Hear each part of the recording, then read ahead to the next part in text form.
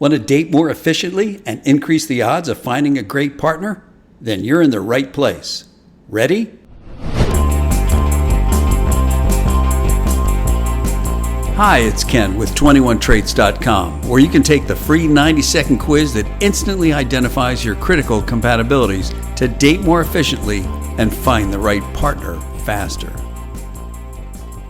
A lot of people rate emotional availability as a priority.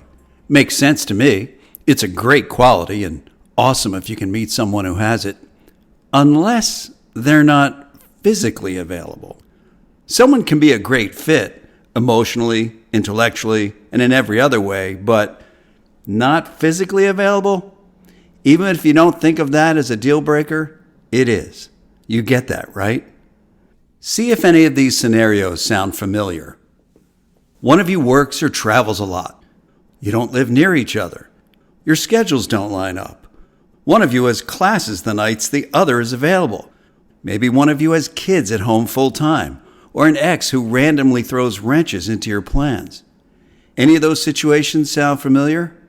If not, you're not dating hard enough. Just kidding. I'm not kidding. These are actually very common, and all of us can be the source or on the receiving end of those in any number of situations. It's also common that one of you is not as free or separated as they claim to be. Hey, maybe one of you can't do overnights or hang out for more than a few hours at a time because of a dog with intestinal problems, or can't be left alone for too long. Or maybe the dog's fine. It's one of you that has separation anxiety. These don't have to be obstacles, but you do need to know each other's practical availability. Otherwise, how will you navigate your time together or determine whether it's worth trying in the first place? This relates back to your filter, right?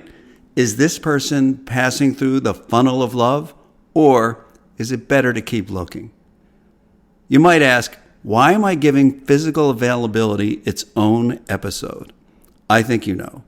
It's because we don't just date people, we date circumstances.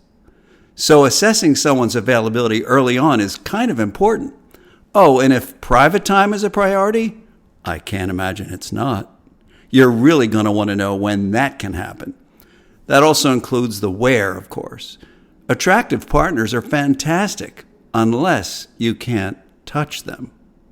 But you see, the reality is that not everyone in dating world is forthcoming about their availability.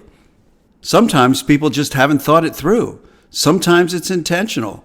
Personally, I'm drawn to people who are both self-aware and forthcoming. How about you?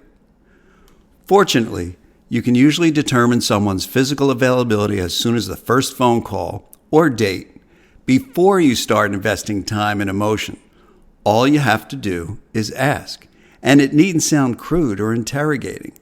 Let's face it, if physical availability is not a priority for both partners, one of you is in for a bumpy ride, and not the good kind. One of our recurring themes on our podcast is dating more efficiently. That means saving you time, money, and not just effort, but emotional effort. Isn't that one of the most frustrating parts of dating?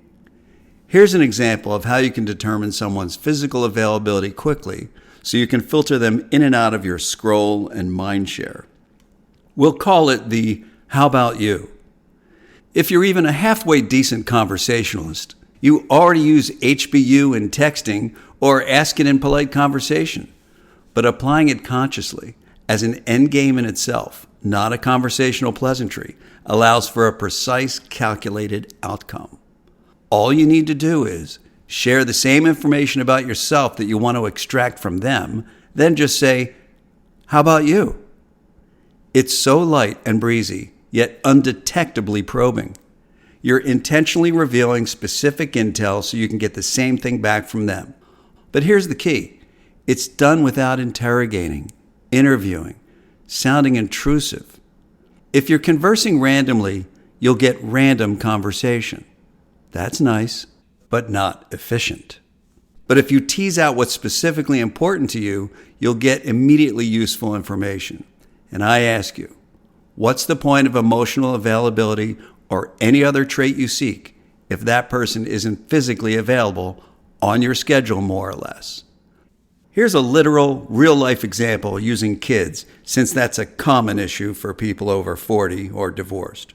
Work, travel, and geography are also common, even more so for those of you in your 20s and 30s.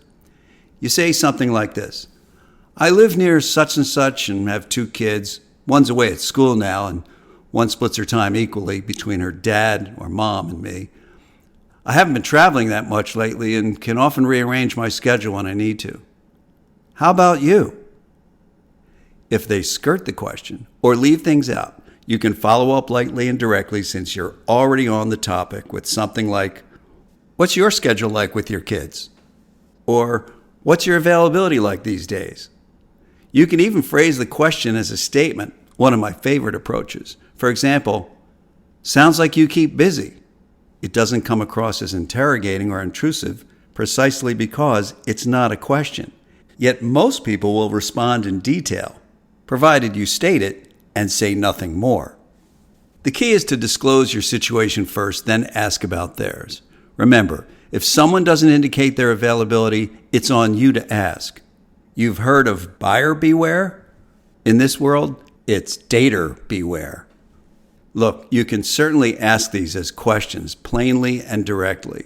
But I find that it's more conversational and people respond more openly, and it comes across less like an interview when you phrase questions as statements or as though you're interested in paying attention, which you are and should be.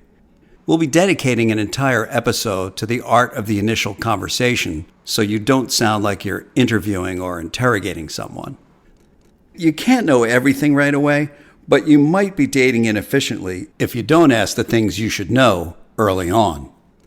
Just to reiterate, ongoing physical availability and other questions on an initial call are not as important for something casual as they are for people seeking a long-term relationship, this podcast's cornerstone intention.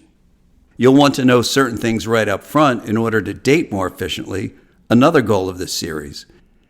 Skipping a phone call before a first date eliminates the benefit of hearing the sound of someone's voice, assessing rapport, seeing how they put a sentence together.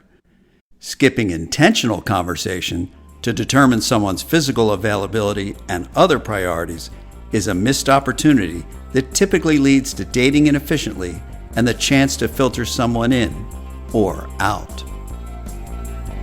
Make sure you follow our podcast, share it with friends, and take the quiz at 21traits.com. See you next time.